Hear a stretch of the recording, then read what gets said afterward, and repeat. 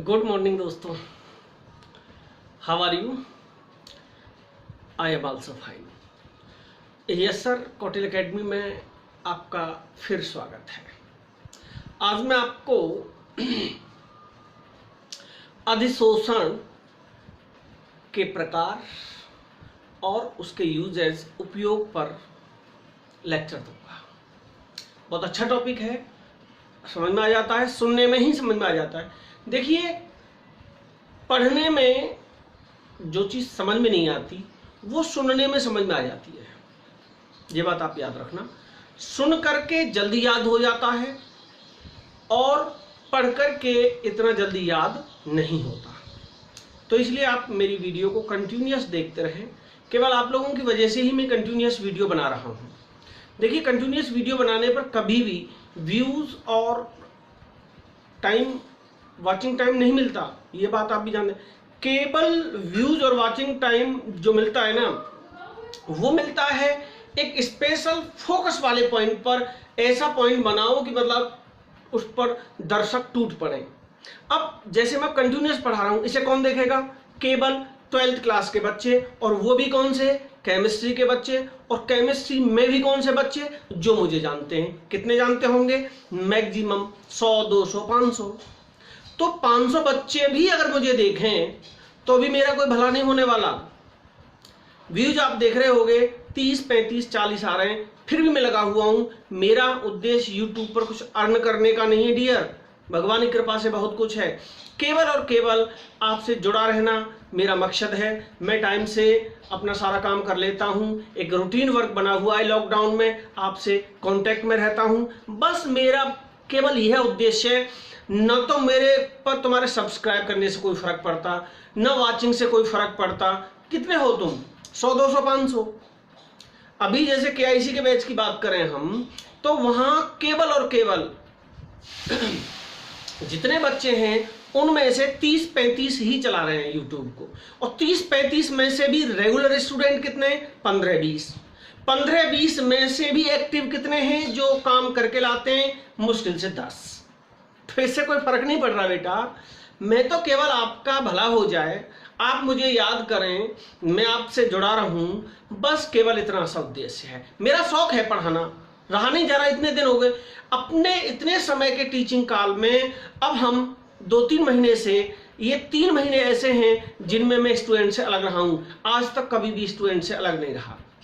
हमेशा स्टूडेंट्स ने मेरा साथ दिया है, ऑलवेज। और मैंने हमेशा स्टूडेंट्स के लिए साथ दिया, अपना सर्वस्व न्यौछावर कर दिया है मैंने। आप लोग खैर की घटना से समझ गए होंगे। तो दोस्तों, आप लोग पढ़ते रहिए, उससे मेरे पे कोई फर्क नहीं पड़ेगा। 10-20 मान लो आप लाइक वाइक कर भी दोगे, तो केवल ये कि आप एक्टिव बने रहोगे, मुझसे सवाल करोगे, मैं आपसे सवाल करूं, क्वेश्चन पूछें, हम और आप मिले जुले रहें, इससे बेहतर और क्या है? अरे किसी को कोरोना हो जाए, 1 मिनट में मर जाऊं, तो याद तो रखोगे। तो इसलिए आप लोग लगे रहो डियर, फालतू की बातों को मत सोचो। मैं मतलब जो है ग्रुप में से भाग रहे हैं छोड़ छोड़ के। अरे मेरे लड़का की शादी है क्या? मेरी बारात में से भाग रहे हो तुम? क्या कर लोगे भाई तुम मेरा? सब भाग जाओ चलो। तो मूर्खों की मतलब मेरी ये समझ में नहीं आ रही। 1 मिनट में मैं बना रहा हूं, ग्रुप में जोड़ रहा हूं, भाग रहे। मेढक की तरह कूद रहे, 4 को बैठा रहा हूं, 6 भाग रहे। हद कर दी यार। मतलब क्या कर लोगे तुम? हद कर दी। तो मूर्खों की मतलब जो है, किसी से मैंने एक बार और कहा था ये बात, किसी से ये कहो ना तो ये कर ले, चाहे अच्छी बात ही बताओ, वही लगती है इसका कोई ना कोई लाभ है इसलिए कर रहा है ये। अरे मूर्खो, मेरा कोई लाभ नहीं है भाई। तो इसलिए ये मेरा मोटिवेशनल स्पीच था आपके लिए 4 मिनट का। आप लोगों के भले के लिए ही हो रहा है, मेरा कुछ फायदा नहीं हो रहा भाई इस यूट्यूब से। तो इसलिए आप लोगों को मैं इसलिए नहीं करता कि आप लोग लाइक करो, सब्सक्राइब करो, ये करो, झंडू बाम करो, तेल लगाओ। क्या फर्क पड़ रहा है? आपको जो लगे वो करो, मत करो, क्या करोगे? तो हद कर दी यार। पढ़ने लिखने पर ध्यान दो, बस फोकस लगा लो। आपकी क्लास भी चलेंगी तो भी इस लेवल का टीचर आपको नहीं मिलेगा। एक क्वेश्चन नहीं हो सकता। जाओ पूछ लेना, मैं अभी क्वेश्चन कर रहा हूं, लैंगिक अधिशोषण क्या होता है? बता देना। तो मतलब बिना बात की बात, इस लेवल को तो देखो आप, कौन पढ़ा रहा है आपको। पूरे दिन में एक वीडियो को देखते हैं 35 मिनट। अब आप सोचिए, वीडियो की लेंथ है 39 मिनट, टोटल 39 मिनट, और उसकी टोटल वॉचिंग टाइम आ रहा है 35 मिनट। अब बताइए कितने ने देखा है? आप बताओ, मैं नहीं जानता क्या गणित। 39 मिनट अगर एक आदमी देखता तो 39 तो एक ही की हो जाती। व्यूज है 35 और वॉचिंग टाइम है 37। एक एक 2-2 मिनट देख लेते हैं इधर उधर, मैं हो गई पढ़ाई, मजे ले रहे हो। तो खैर मेरा उद्देश्य ये भी नहीं है, अब आप जो करो वो करो।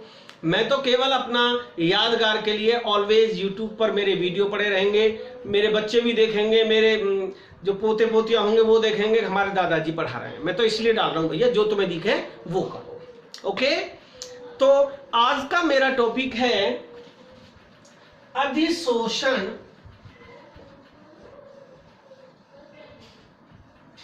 के प्रकार।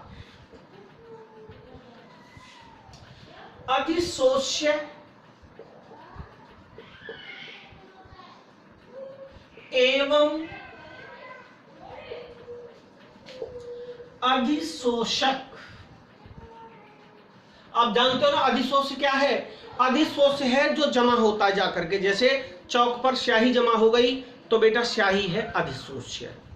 एवं अधिशोषक, चौक है अधिशोषक। ओके, अधिशोष एवं अधिशोषक के मध्य बंधों के आधार पर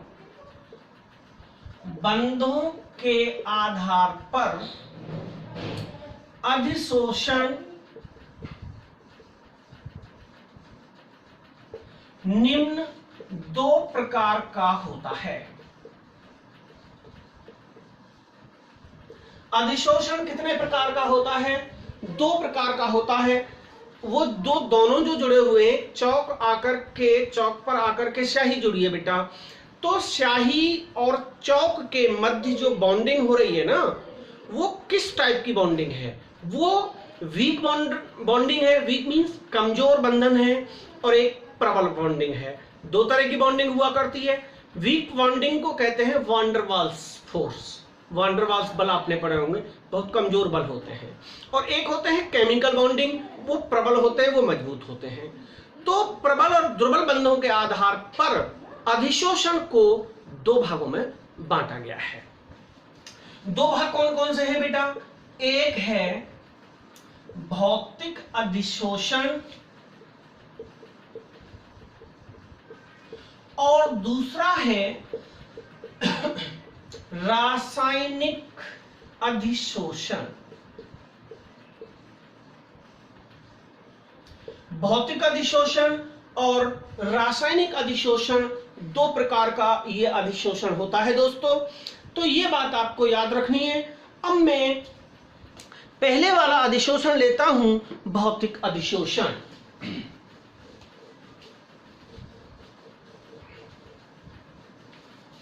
नंबर 1, भौतिक अधिशोषण।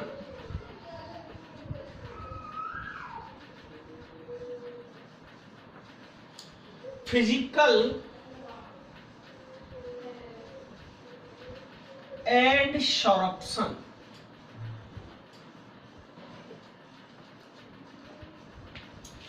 इस प्रकार के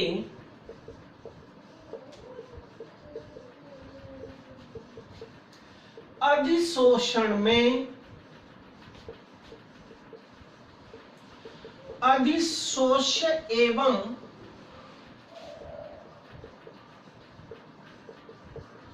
अधिशोषक के मध्य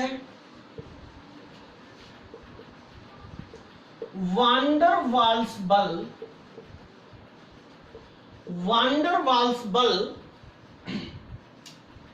ये होता है दुर्बल बल। वान डर वाल्स बल लगे होते हैं।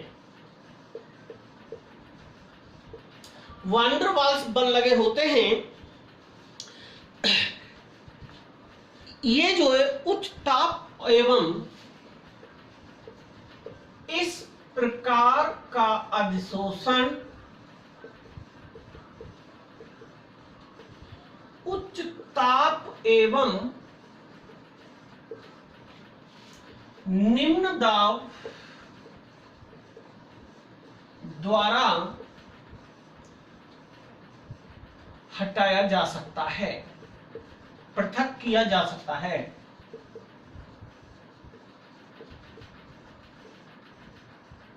किसे हटा सकते हैं? अगर हम टेम्परेचर बढ़ा दें और दाब कम कर दें तो क्या हो जाएगा बेटा?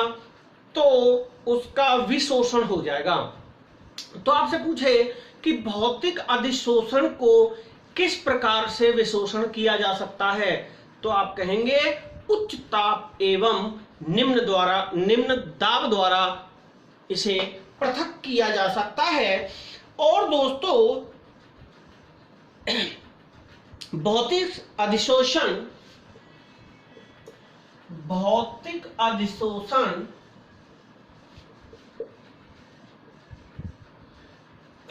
में ऊष्मा परिवर्तन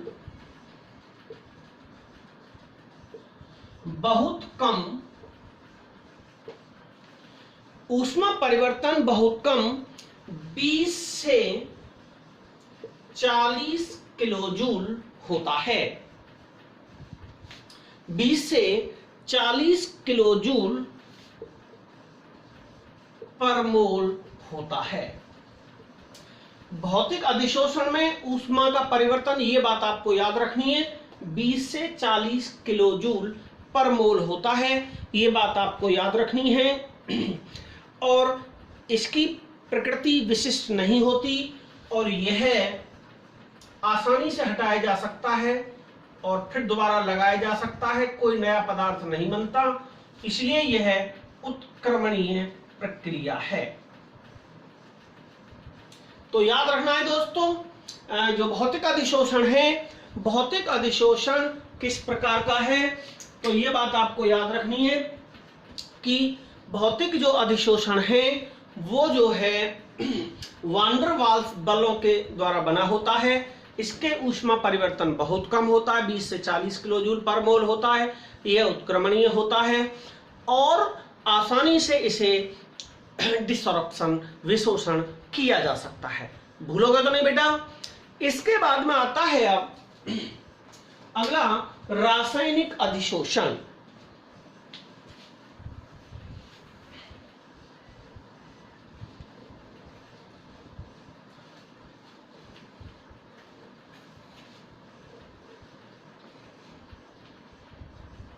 नंबर 2, रासायनिक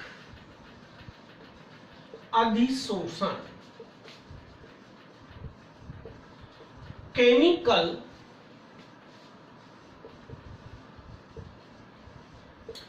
एडसॉर्प्शन। केमिकल एडसॉर्प्शन, रासायनिक अधिशोषण, जब अधिशोषक एवं अधिशोषक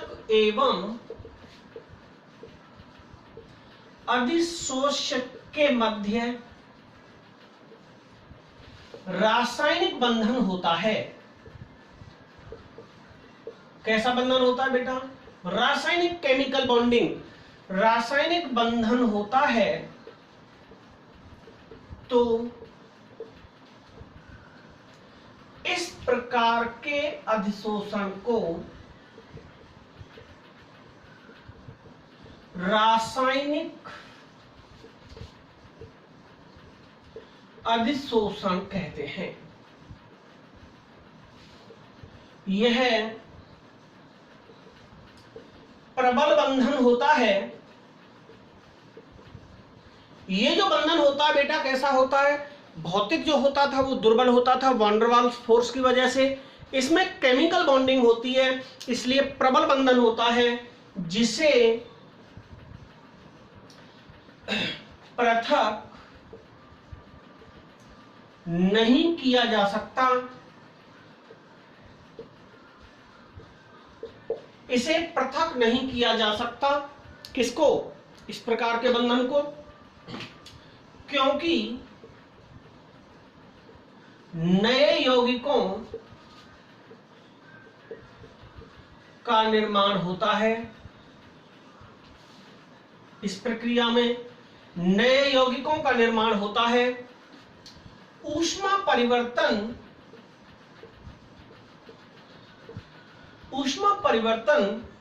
इसमें जो होता है दोस्तों, वो 80 से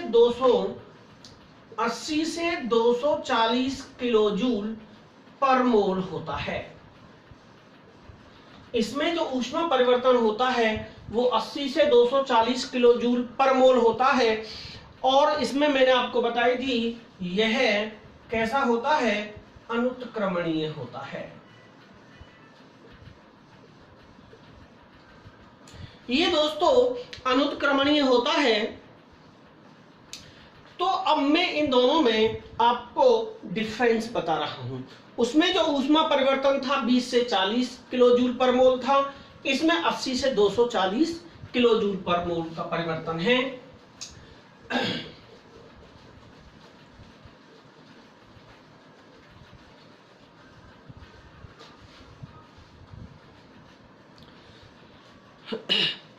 इन दोनों में क्या अंतर है वो मैं आपको बता रहा हूं। ये अंतर वाला जो चीज है ये जनरली बहुत पूछा जाता है।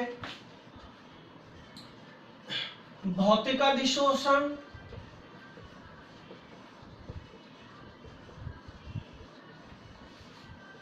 और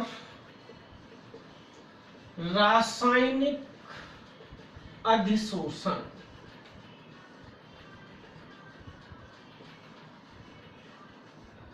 भौतिक अधिशोषण और रासायनिक अधिशोषण,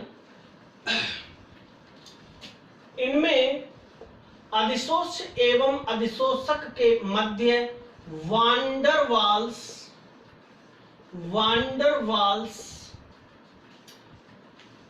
बंद होते हैं। और इसमें कैसे होते हैं दोस्तों? इसमें के मध्य रासायनिक बंधन होता है, प्रबल रासायनिक बंध होते हैं। इसमें वांडर वाल्स दुर्बल होता है, उसमें रासायनिक प्रबल होता है। इसकी विशिष्ट प्रकृति नहीं होती। विशिष्ट प्रकृति का क्या मतलब है? विशिष्ट प्रकृति का मतलब है कि कोई नए यौगिक नहीं बनते। वांडर वाल्स दुर्बल होते हैं, नए यौगिकों का निर्माण नहीं होता, इनमें नए यौगिकों का निर्माण होता है।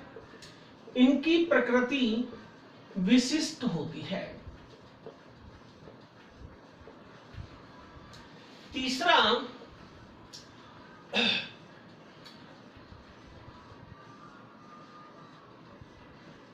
मोलर अधिशोषण ऊष्मा का मान 20 से 40 किलो जूल पर मोल होता है। इसमें कितनी बताई थी मैंने अभी आपको? 80 से 240 किलो जूल पर मोल होता है। नंबर 4, ताप बढ़ाने पर अधिशोषण की दर घटती है। भौतिक अधिशोषण में ताप बढ़ाने पर, अधिशोषण कहते हैं बेटा जमा होना, अधिशोषण की दर घटती है इसमें। और इसमें जो है ताप बढ़ाने पर अधिशोषण की दर बढ़ती है, दर बढ़ती है। नंबर 5, इसमें बहुआण्विक परत बनती है।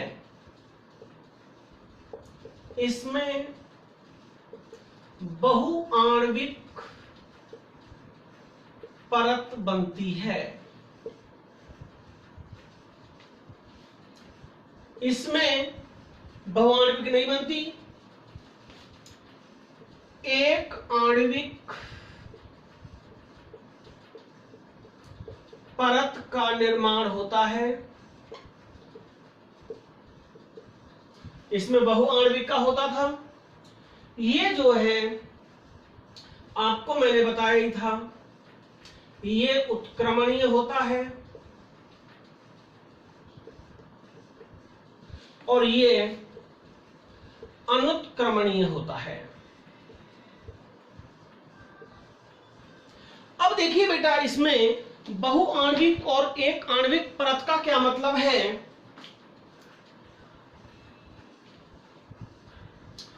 देखिए, मान लो ये बेटा ठोस है,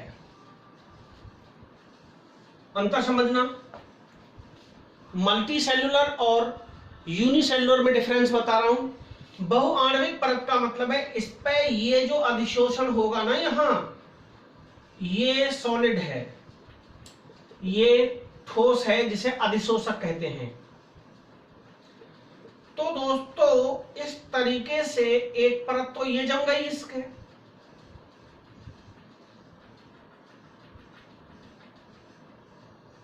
एक परत तो ये जम गई इसके, और एक परत फिर और जम गई ऊपर से। डबल डबल कार्यक्रम चल रहा है।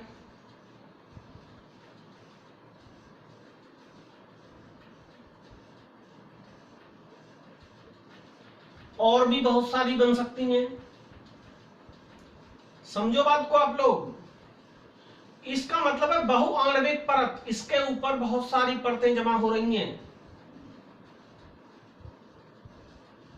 ये इसे कहते हैं बहुआण्विक, बहुआण्विक लेयर, परत। और इस प्रकार के में केवल एक ही परत जमा होती है, जो रासायनिक अधिशोषण होता है।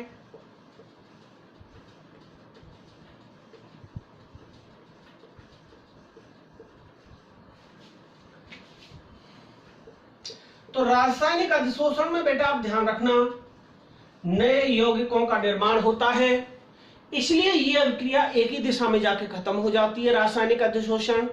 जबकि भौतिक अधिशोषण में जो ये अधिशोषण होता है, इसको हम गर्म करके या निम्न दाब पर आसानी से पृथक कर सकते हैं, क्योंकि इसमें वान डेर वाल्स फोर्स होती है। भौतिक अधिशोषण में वान डेर वाल्स फोर्स होती है, इसमें केमिकल बॉन्डिंग होती है, इलेक्ट्रॉन्स के आदान प्रदान से इसमें बॉन्डिंग होती है। इसमें इलेक्ट्रॉनिक बॉन्डिंग होती है, इसमें वान डेर वाल्स बॉन्डिंग होती है। इसको कहते हैं मल्टी सेल्यूलर, इसे कहते हैं यूनिसेल्यूलर। एकल परत होती है इसमें, ये आपको ध्यान रखना है। और दोस्तों 80 से 240 और 20 से 40 किलो जूल ताप बढ़ाने पर इसकी दर घट जाती है, ताप बढ़ाने पर इसकी दर बढ़ जाती है। ये था इन दोनों में डिफरेंस। आप लोग एक बार और इसे आराम से पढ़ लें, फिर मैं इसे हटाता हूं।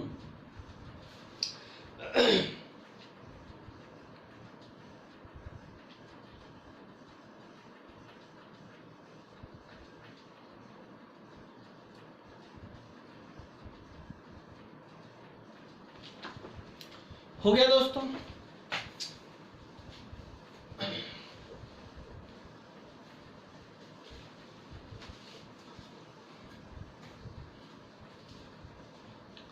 बहुत अच्छा टॉपिक है, आपको बहुत मजा आएगा।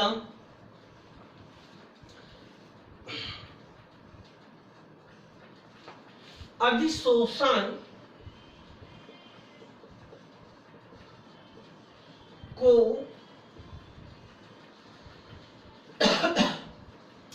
प्रभावित करने वाले कारक, ये बहुत इंपॉर्टेंट चीज है, जनरली परीक्षा में ऐसे ही पूछे जाते हैं।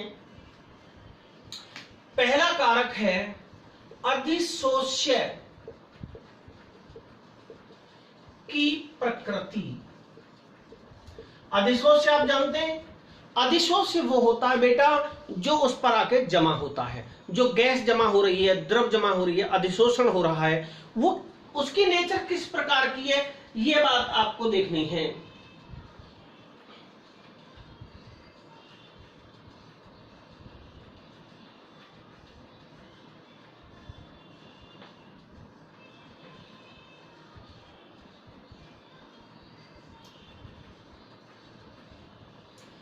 सरलता से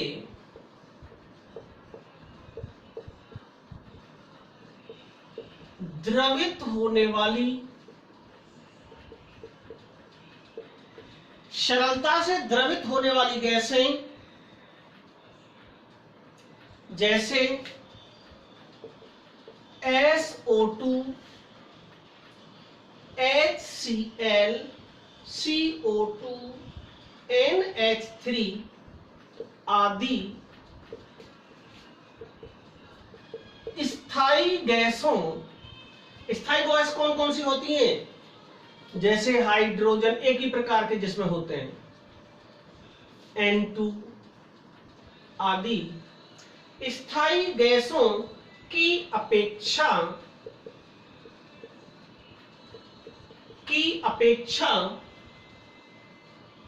शीघ्रता से अधिशोषित होती हैं।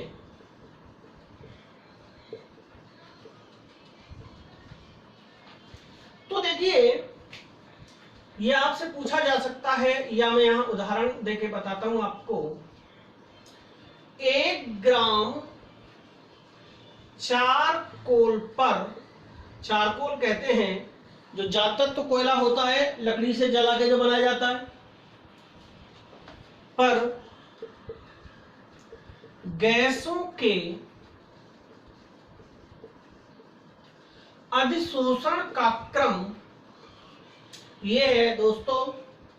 SO2 ये क्रम पूछ लेता है, NH3, HCl, CO2, CH4,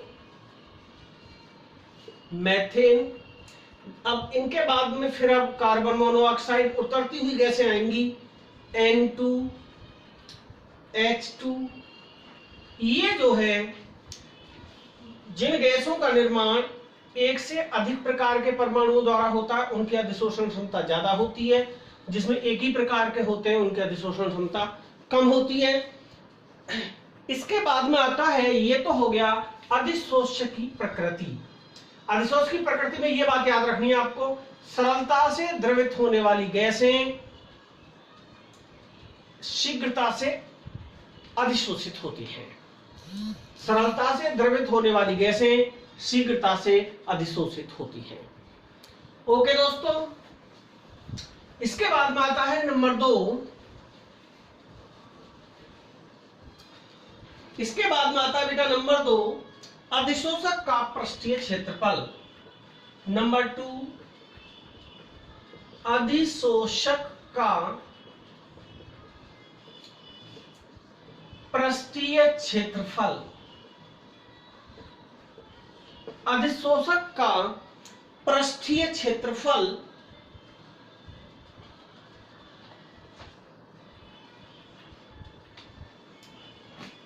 जिस अधिशोषक का पृष्ठीय क्षेत्रफल कहते हैं एरिया को, सतह का जो क्षेत्रफल है, पृष्ठीय क्षेत्रफल अधिक होता है उस पर अधिशोषण अधिक होता है। तो आप इसमें क्या याद रखेंगे आप बेटा, अधिशोषण समानुपाती होता है पृष्ठीय क्षेत्रफल के। मतलब सतह जितनी ज्यादा बड़ी होगी, सतह जितनी ज्यादा बड़ी होगी, अधिशोषण उतना ही ज्यादा होगा। इसका जैसे उदाहरण था निकिल चूर्ण। निकिल चूर्ण पर ठोस की अपेक्षा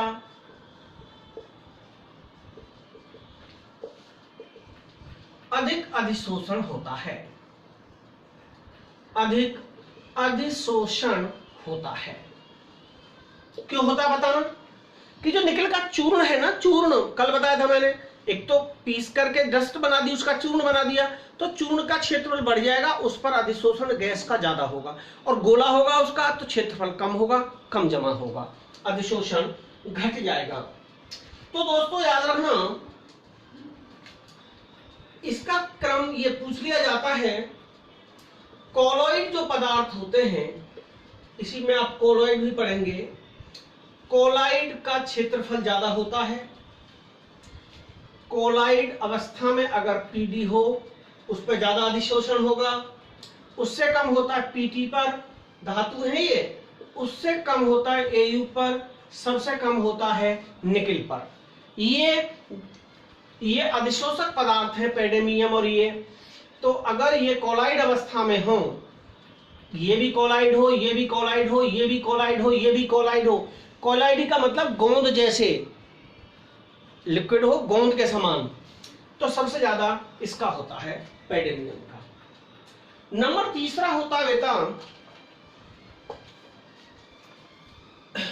दाब का प्रभाव।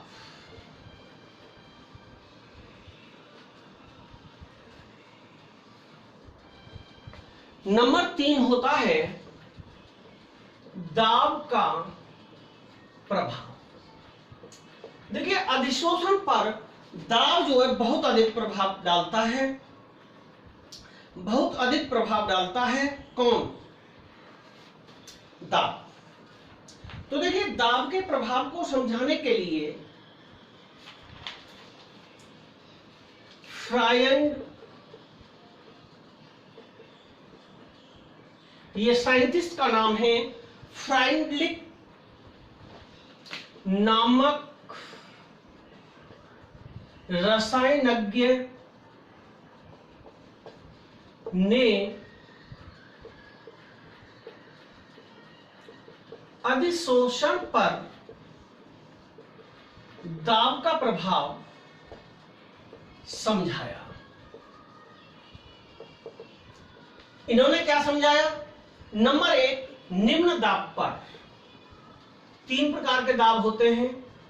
निम्न दाब पर मतलब निम्न दाब पर क्या पड़ता है प्रभाव? फ्राइंडलिक ने क्या कहा?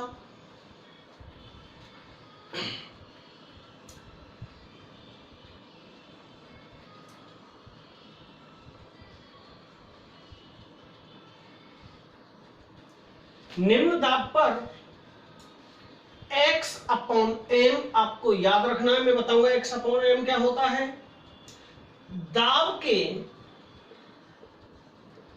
दाब के समानुपाती होता है। X/m है अधिशोषण की मात्रा, X/m है।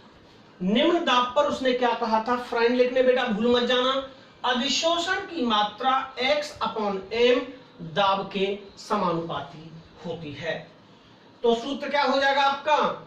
X/m समानुपाती P, या जब इस चिन्ह को हटाओगे तो X/m बराबर Kp। ओके दोस्तों, K क्या है यहां पर? यहां K बराबर है कांस्टेंट। तो निम्नतम दाब पर आपको याद रखना है,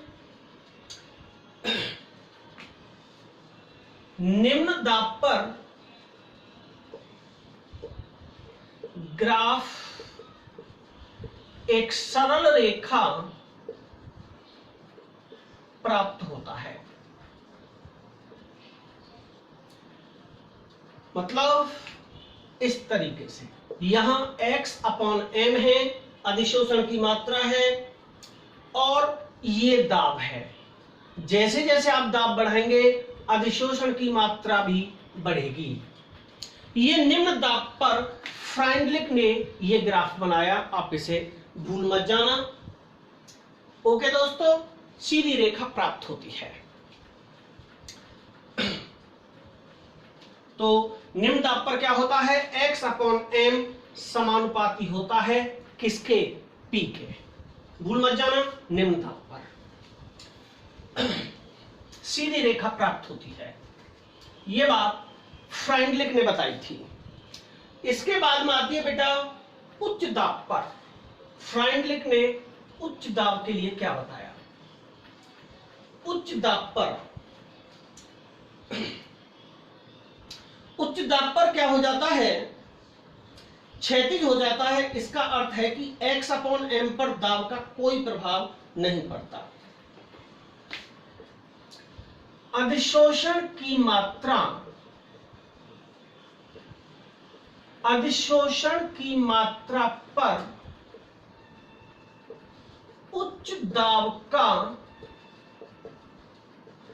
कोई प्रभाव नहीं पड़ता, क्योंकि ग्राफ क्षैतिज हो जाता है। मतलब बेटा ये कि कुछ देर तक तो सीधी रेखा बढ़ती है, जब तक दाब मिनिमम होता है, प्रेशर जब कम होता है तो सीधी रेखा चलता है, और जैसे ही प्रेशर बढ़ जाता है तो वो इस तरीके से फिर पैरेलल लाइन जाने लगती है। तो ये हो जाता है बेटा, तो क्या हो जाता है, कोई नहीं पड़ता इस पर, तो हम इसका सूत्र क्या बनाएंगे? x अपॉन m समानुपाती P नॉट, क्योंकि दाब का प्रभाव नहीं पड़ा इसे हमने P नॉट मान लिया। तो क्या हो जाएगा ये x अपॉन m बराबर KP नॉट। हो गया कि नहीं हो गया? P नॉट का मान कितना हो जाएगा? 1 हो जाएगा। तो क्या हो जाएगा तुम्हारा x अपॉन m बराबर k हो जाएगा। तो x अपॉन m बराबर k हो गया। इससे क्या सिद्ध हो रहा है कि x अपॉन m अधिशोषण की मात्रा स्थिर रहती है। अधिशोषण की मात्रा स्थिर रहती है। बेटा कैसे पता चली स्थिर रहती है? बेटा k है स्थिरांक, x अपॉन m बराबर k, मतलब अधिशोषण की मात्रा सदैव स्थिर रहेगी। कब? जब दाब उच्च होगा। तो इसका बेटा ग्राफ क्या बनेगा? इसका जो ग्राफ ये बनेगा उच्च दाब पर, इसे कहते हैं x अपॉन m अधिशोषण की मात्रा।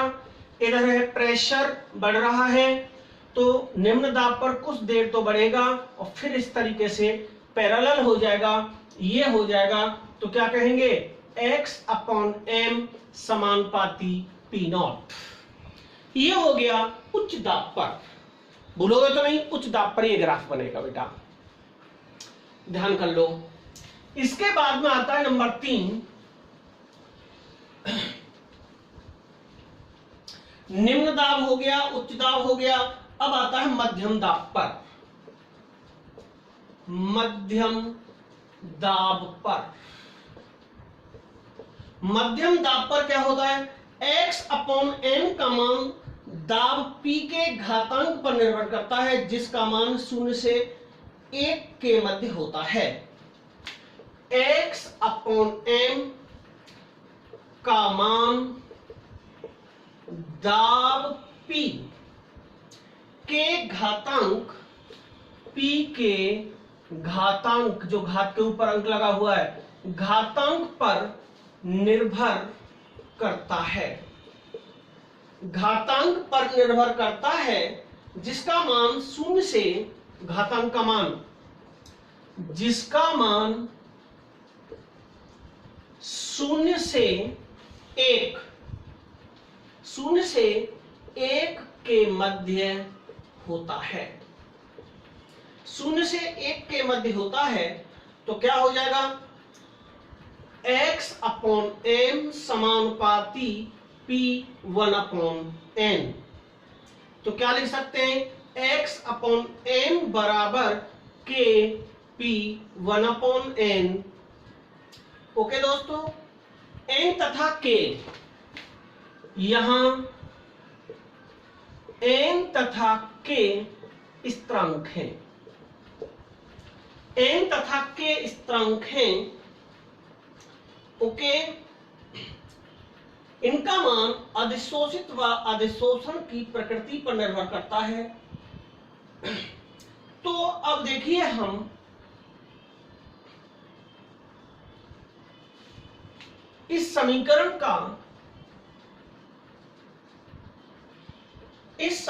का लॉग ले लें, मान लो लघुगणक लेने पर इस समीकरण का अगर हम लॉग ले लें तो क्या होगा बताना बेटा।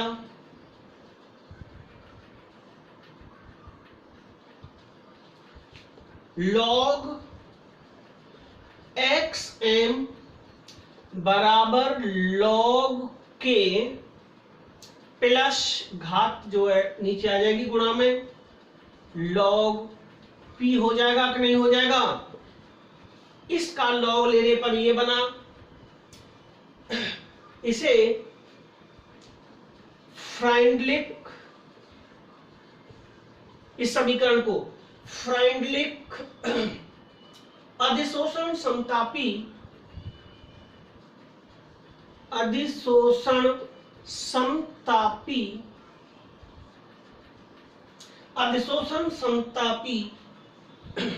समीकरण कहते हैं। इसी को कहते हैं अधिशोषण समतापी कहते हैं।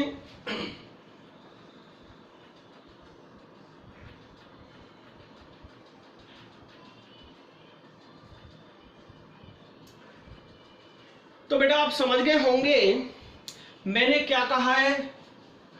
अधिशोषण पर 3 प्रकार का दाब प्रभाव डालता है। पहला कौन सा था? उच्च दाब। उच्च दाब में मैंने आपको पहला पॉइंट बताया, निम्न दाब में दूसरा बताया, मध्यम दाब में log xm बराबर log k plus 1 log p। इसी को कहते हैं फ्राइंडलिक अधिशोषण समतापी समीकरण। ये अगर आ जाता है तो आपको बताना है। आज मैंने आपको अधिशोषण का पूरा टॉपिक क्लियर कर दिया है।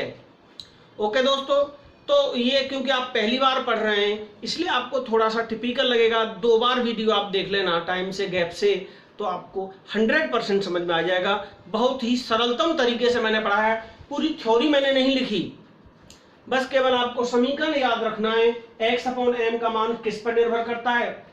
p के घातांक पर निर्भर करता है। बस सीधी सी बात लिखी है मैंने, फालतू का नहीं लिखा मैंने। तो दोस्तों आप कमेंट्स करके बताएं कैसा लगा ये वीडियो। कल मेरा अगला टॉपिक होगा कोलॉइडी अवस्था अगले वीडियो में। आज के लिए बहुत बहुत धन्यवाद। आप मेरे इस ऑनलाइन क्लासेस में उपस्थित हुए। थैंक्स अगेन, गुड बाय, नमस्कार।